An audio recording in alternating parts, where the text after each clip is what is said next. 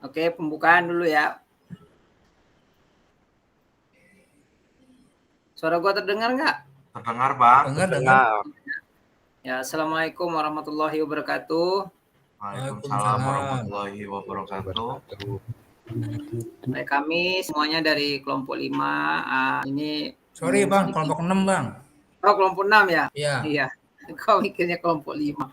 Ya, kami dari kelompok 6 ya, ingin sedikit menjelaskan dari soal-soal yang diberikan di UAS, sekaligus juga ini video presentasinya yang nanti akan kita upload ya.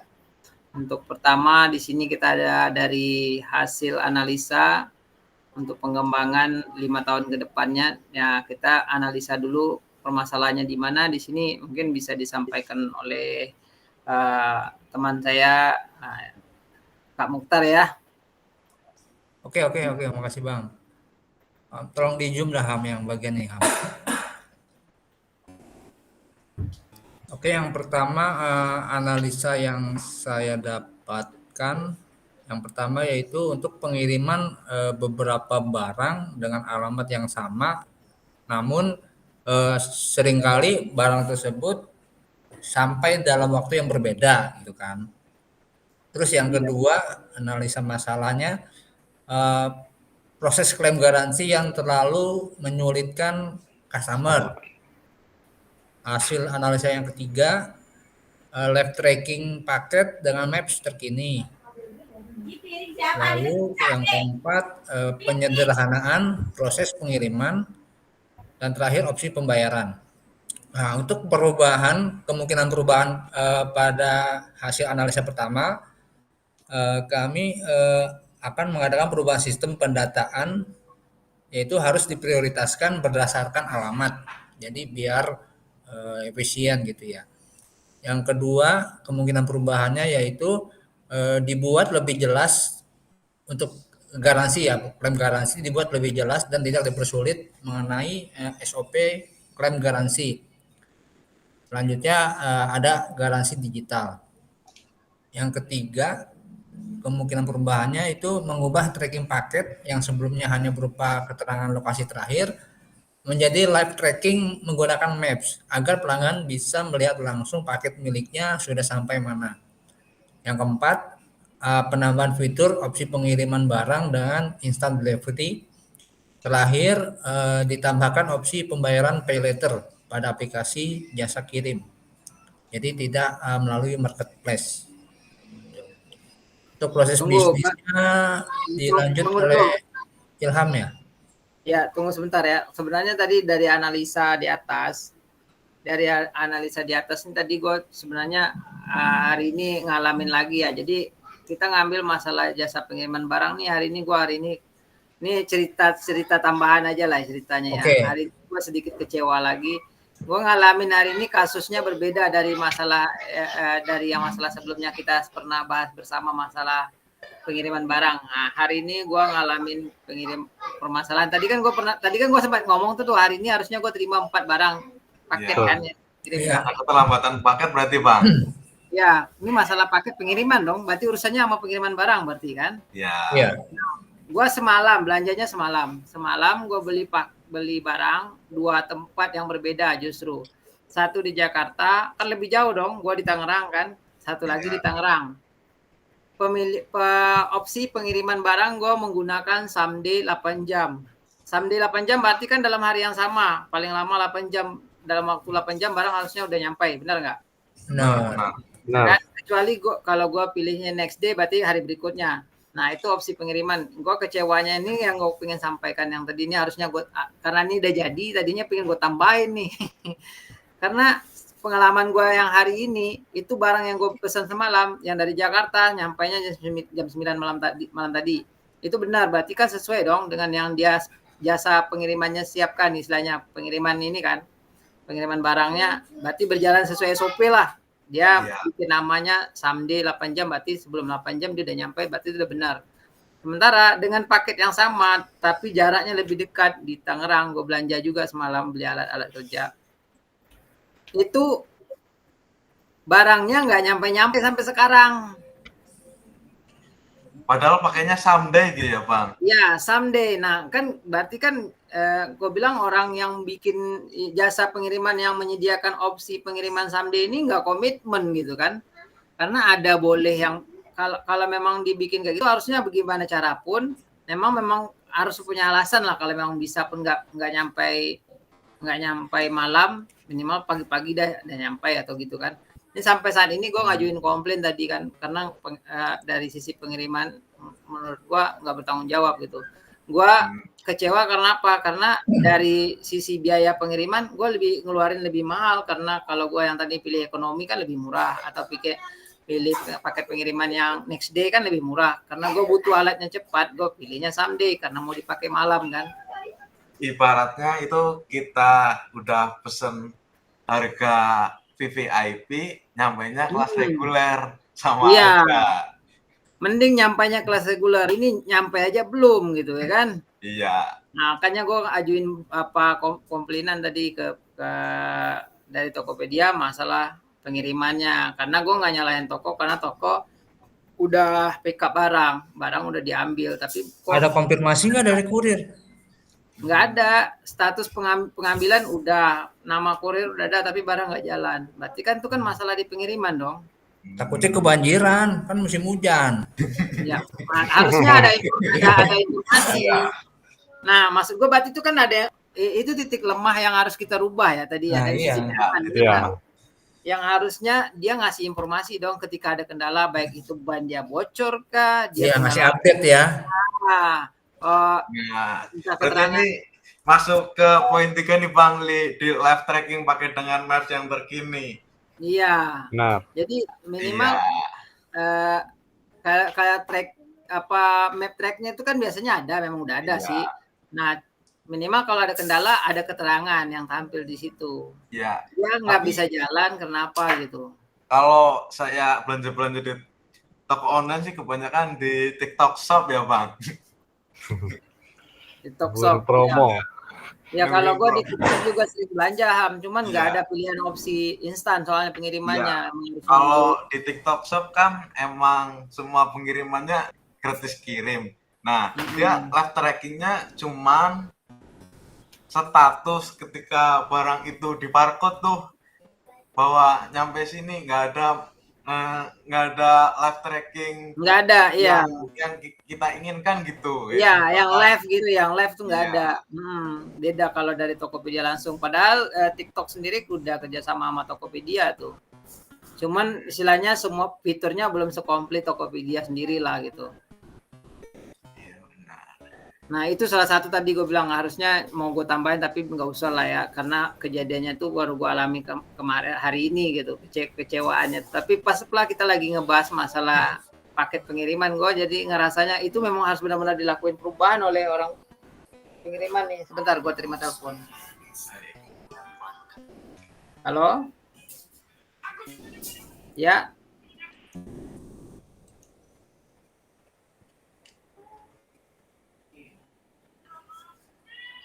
Oh, Tokopedia. Oh ya udah. Saya Mas ya ada WhatsApp saya share log dulu ya. Musik udah nyampe. Baru diomongin. Baru diomongin coy.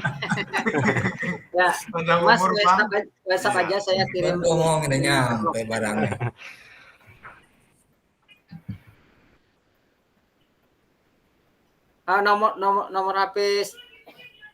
Nomor HP saya tuh Mas catat boleh?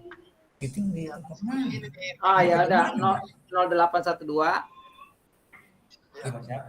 1100 Orang SMT. Orang SMT. 0812 1100 4264. Oke, Pak. Ya. Terima kasih ya. Iya. Nah, ini salah satu juga kekurangannya jasa pengiriman. Padahal kita udah kasih alamat, nomor HP lengkap. Di mereka nomor HP kita nggak tahu si orang kurirnya. Jadi kan kirim masih nanya ke kita minta nomor HP gitu. Kalau itu juga salah satu yang harus dirubah. Dari pengalaman saya ya Bang, kalau gua beli dari TikTok Shop itu nomor handphonenya itu disensor Bang.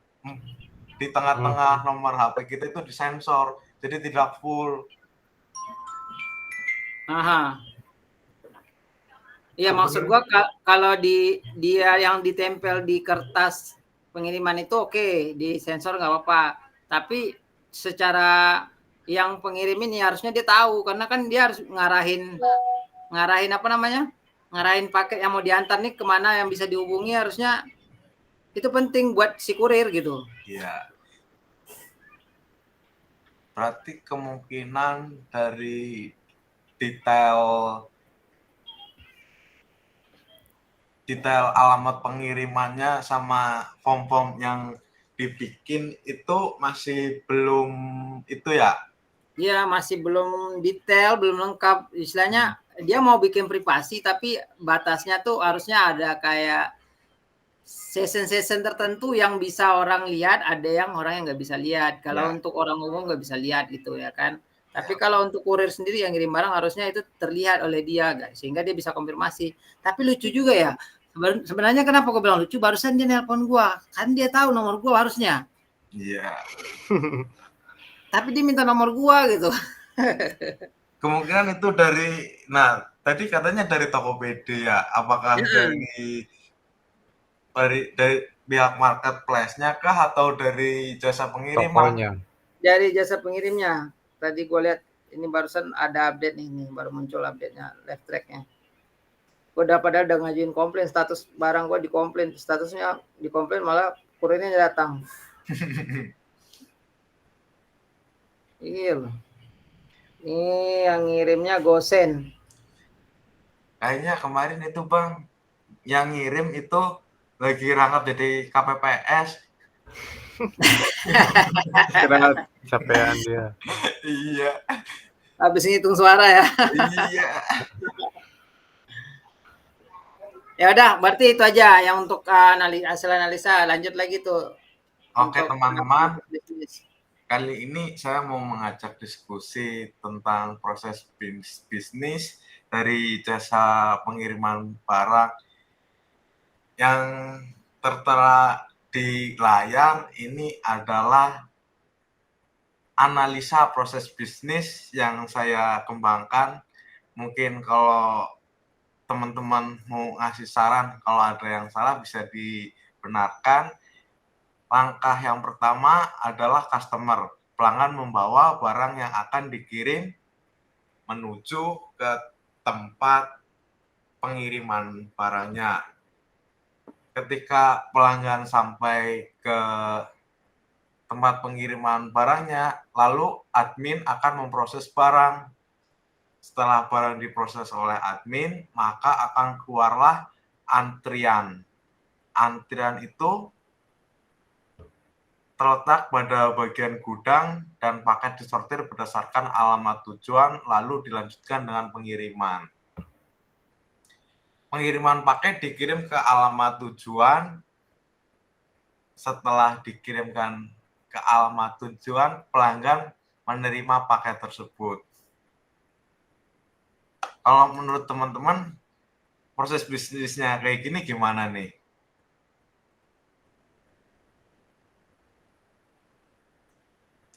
Ada yang keliru nggak?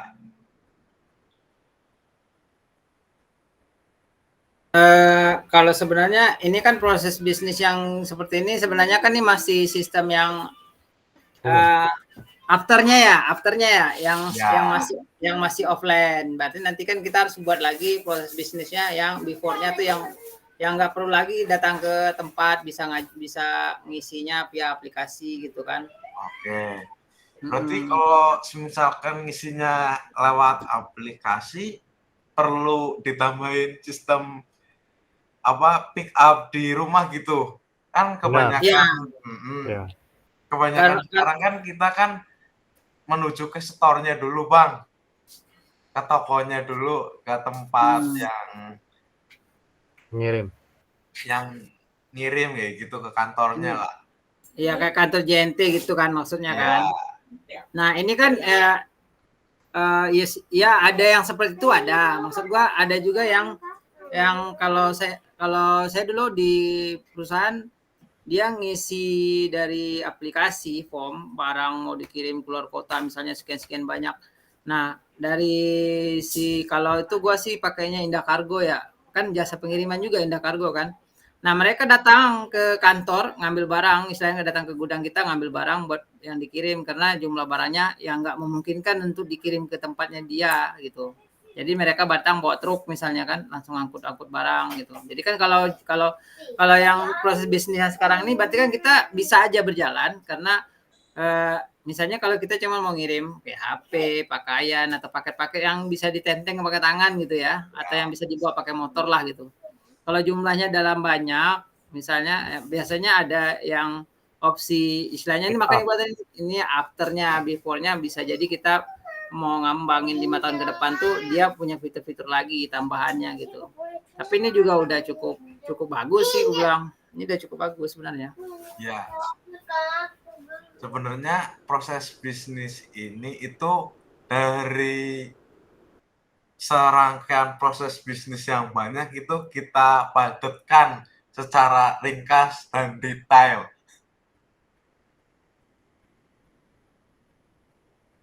Takutnya kalau misalkan proses bisnisnya kepanjangan itu susah dibaca ya gitu.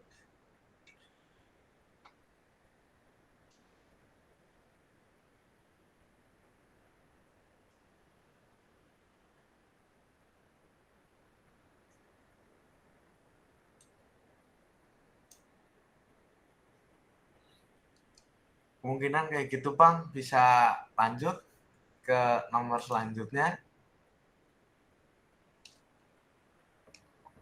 Boleh, di sini saya yang akan menjelaskan tentang use case diagram dari pengiriman paket. Di sini ada 4 aktor. Yang pertama ada customer sebagai pengirim, yang kedua ada penerima, yang ketiga ada admin ekspedisi, yang keempat ada kurir. Di sini customer memiliki 2 akses atau 2 pilihan. Yang pertama, jika ingin men-tracking paket itu sendiri, dia tidak perlu login karena di sini bisa langsung masuk ke aplikasi ekspedisi tanpa login, lalu masuk ke halaman tracking paket dan memasukkan nomor resi. Yang kedua, jika ingin mengirim barang, customer harus login terlebih dahulu, lalu masuk ke aplikasi ekspedisi yang dimana sudah login, dan itu ada 3 pilihan atau beberapa opsi yang lainnya.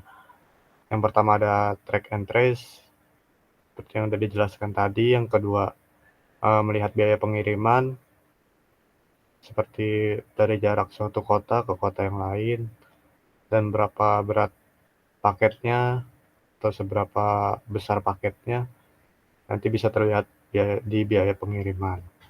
Yang ketiga adalah layanan pengiriman. Seperti yang kekurangan di proses bisnis yang tadi, di sini sudah menggunakan aplikasi ekspedisi, di mana ada layanan pengiriman, 2 opsi. Jika customer memiliki paket yang sangat besar atau gak memungkinkan untuk datang ke drop point atau ke kantor ekspedisi ini, customer bisa memilih opsi pick up. Jika customer ingin datang langsung ke drop point, tidak ingin menunggu kurir untuk pick up, customer bisa langsung datang ke kantor ekspedisi atau drop point. Di sini admin memiliki 2 opsi juga. Yang pertama harus login jika ingin masuk ke aplikasi ekspedisi, melihat paket-paket yang masuk yang ingin dikirim dari para customer. Yang kedua, menginfokan pick up paket kepada kurir untuk kurir yang akan pick up paket dengan opsi pilihan pick up dan drop point. Yang terakhir ada penerima. Penerima pun sama memiliki 2 opsi. Yang pertama, track and trace, karena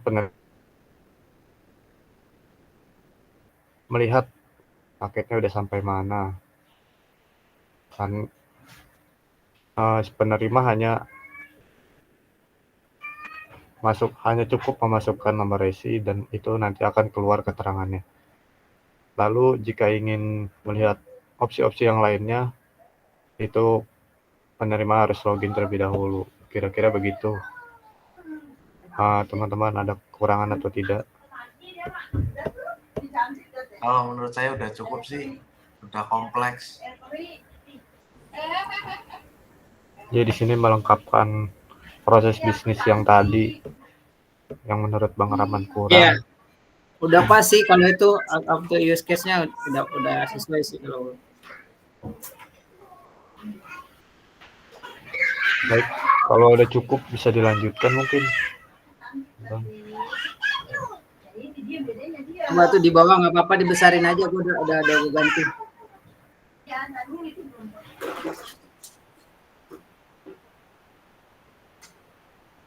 Oke, baik. Di sini saya coba jelasin masalah penggunaan activity diagramnya ya. Di sini saya ambil dari sisi pengguna, agen pengirim sama JNT Express sistemnya nih contohnya. Coba agak besarin dikit lagi, kok gue nggak bisa kelihatan baca tulisannya ya. Kalau mau masuk ke Google Docs aja Bang kayak tadi. Iya, gua lihat di gua sendiri aja deh. Iya. Sini ada titik pertama yaitu mulai, terus dilanjut dengan memilih menu manajemen data pengiriman. Nah, di sini masuk menu manajemen data pengiriman berarti kita sistemnya udah menggunakan aplikasi ya, via aplikasi gitu untuk ngirimin barang. Terus dari sistem JNT-nya menampilkan seluruh data pengiriman dan opsi pengobrolan apa tuh tambah atau edit hapus gitu ya. Jadi kayak misalnya barang yang tadi dia mau melakukan pengiriman barang, dia sebelum dia submit pesan dia masih bisa ditambah, bisa diedit, atau yang barang udah dikirim juga dia bisa nambah, misalnya tambahan item barang paling nanti dengan otomatis kan biayanya tambah gitu ya. Terus dari sisi penggunanya memilih mengedit data pengiriman yang dipilih gitu. Terus dari sistem lagi menampilkan form edit ketika dia klik edit dari sistem JNT-nya. Ini contohnya kita ambil ke JNE ya. JNE Express-nya tuh menampilkan form editnya data pengiriman dari aplikasi. Terus ditampilkan lagi ke pengguna, terus pengguna bisa isi data pengiriman yang diinginkan, terus validasi isi data pengiriman, terus lengkap jika iya langsung menyimpan hasil update data pengiriman. Jika tidak, menampilkan pesan peringatan kolom yang belum lengkap. Tuh, konfirmasi untuk update data pengiriman itu dikirimkan lagi ke pengguna. Selesai. Cuman seperti itu aja sih untuk dari aplikasinya. Oke, yang untuk ini Uyun langsung tampilin itu aja tadi ya, Figma-nya. Baik, bentar. Saya screen dulu.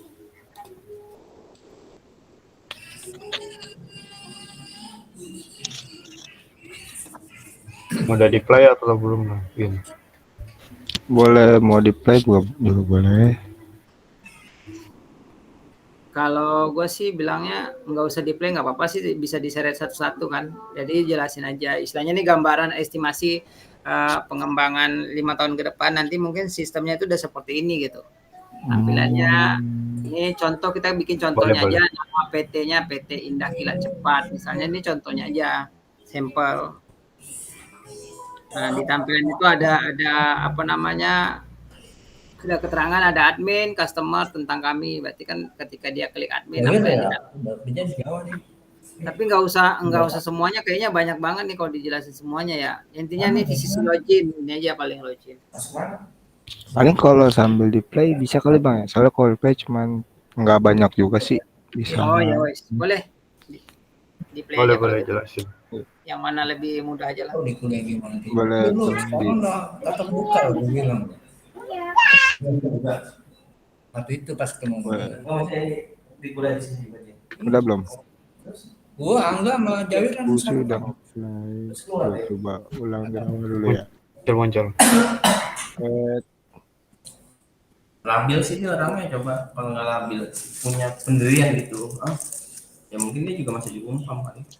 Ini udah Meg, masuk. Meg, Ya, lulus nih. Iya, labil sih dia.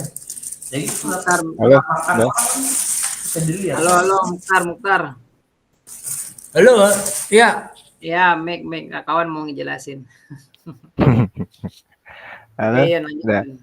Oke, di sini saya akan menjelaskan proses di Sorry. UI Figma. Di sini udah tampil apa namanya layar ini ya, awal kita pas masuk webnya atau aplikasinya. Oke, Udah. di sini ada keterangan admin, customer, sama tentang kami atau tentang aplikasi PT Indra Cepat. Di sini ada from login, from sign in, dan ini adalah from sign up. Nah, di sini kita ada tampilan dashboardnya ya, bisa dilihat tentang pesanan baru untuk diproses, pesanan tertunda untuk pengambilan, pesanan dalam perjalanan, atau pesanan siap dikirim. Nah, ada berita-berita sama notifikasi juga ini, tuh beberapa ada pesanan masuk, paket gagal dikirim. Oke, selanjutnya di sini ada keterangan daftar kurir. Nah, di sini kita bisa ngetahui nih daftar kurir yang megang paket kita. Ini di sini bisa ada tuh nama ID kurir berapa, terus nomor telepon berapa. Terus bisa kita lihat lagi lebih detail. Tuh Abdul Wajir tuh nomor ID kendaraannya, terus jadwal kerjanya juga ketahuan, lokasi dianya di mana. Oke, selanjutnya di sini kita bisa ngelacak paket kita nih. Tinggal masukin nomor resi aja di sini. Ini ketahuan nama penerima siapa, nomor teleponnya, alamatnya, tuh harga pengiriman ketahuan. Di sini ketahuan. Nah, sini lanjut nih kita bisa ngecek lagi nih nomor resi. Apakah ada resi kita di aplikasi ini, ketahuan tuh sama paket sedang ada di mana nih, nomor resi berapa, penerimanya siapa, alamatnya di mana, nomor telepon, tanggal berapa, tanggal update-nya, ini harganya atau keterangannya masih ada di mana, berada di Bandung. Oke, kita lanjut lagi tuh. Ini ada keterangan juga paket yang sukses dikirim atau yang sudah selesai. Tuh. Sama juga, cuman bedanya tuh dia ada tanggal suksesnya sama nama kurirnya. Sini kita bisa lihat juga nih. Cuman nggak bisa ketampil. Sama yang satu lagi ada keterangan paket gagal dikirim tuh. Jadi paket gagal nih nomornya sekian, namanya sekian, alamatnya sekian. Itu ketahuan nih kalau paket yang gagal dikirim, nomor teleponnya, tuh keterangannya nomor telepon tidak aktif. Keterangan selanjutnya ada alamatnya tidak ditemukan. Selanjutnya nih kita kalau mau buat pesanan ya, tuh kita masukkan data pengirim, alamat, provinsi, kota. Selanjutnya kita masukkan tuh data barang juga, data barang, nama barang, jumlah, berat, tanggal pengiriman, catatannya, jenis pengiriman mau yang standar atau ekonomi. Nah, di sini kita bisa milih metode pembayaran nih. Cuman di sini kita belum masukin metode pembayaran pay letter. Tapi nanti setelah ini bisa kita tambahkan. Nah, di sini udah ketahuan nih barang-barang yang udah kebayar. Belum. Ini barang-barang yang buat pembayarannya mau melalui virtual akun BNI. Nah, di sini kita tinggal copy virtual akunnya doang. Habis itu kita tinggal masuk ke aplikasi BNI buat bayar. Di sini selesai. Nah, di sini udah ketahuan nih karena kita udah pesan tadi, ini udah ketahuan lagi pesanan masuk. Nah, ini metode pembayarannya nih lewat apa? Lewat admin, atau kalau admin kan biasa kemungkinan si customer itu nyamperin ke toko atau ke tempat ininya lah, tempat ekspedisinya. Nah, ini ada melalui pembayaran Bank BCA, ATM Banking. Nah, ini ada pembayaran COD. Udah sih, itu doang sih paling. yang bisa dijelasin dari Fitna. Soalnya nanti setelah dari sini nih, ini kita bisa balik lagi, tinggal ngecek lagi tuh di pesanan masuk atau sedang dikirim, kan ketahuan kita bisa ngecek resinya. Soalnya kalau kita udah bayar, udah pesanan udah masuk, itu udah ada nomor resinya nanti. Nah, tinggal dicek di sedang dikirim. Udah paling gitu doang. Sip. Berarti itu tadi dari tampilan aplikasinya ya, aplikasi Tampilan admin ya. Ya, tampilan admin. Ya gua izin share screen dulu buat nambahin dikit paling biar nanti kan nanti di ada ininya apa namanya. Ya. Oke. Udah nampil kan? Udah nampil belum? Udah. Udah tampil. Udah. Sorry, baterai HP habis tadi. Nah, ini merupakan proyek dari tim kelompok kita tadi di sini tadi yang dijelasin sama Uyun itu tampilannya yang masih tadi kan yang udah di running tuh ya, yang ini tampilan proyeknya per proyeknya. Di sini ada lacak paket, sedang dikirim, paket diterima, ditolak, dashboardnya, terus ini check in, tempat loginnya user admin sama user, terus ini ada sign up kalau memang user kan awalnya belum punya belum punya akun, dia harus daftar dulu ya berarti ya sign up gitu. Kita lihat triknya, kurirnya, siapa yang bawa atas nama siapa di sini nih, ini istilahnya halaman-halaman dari projectnya ya, tampilan awalnya, terus ini buat pesan 1 2 3 4 nih buat pesan, terus pesan masuk di sini laporannya. Oke, mungkin cuman itu aja sih dari kelompok kami yang bisa kami sampaikan. Mungkin dari teman-teman ada lagi yang mau disampaikan? Sudah Bang, cukup Bang. Cukup ya.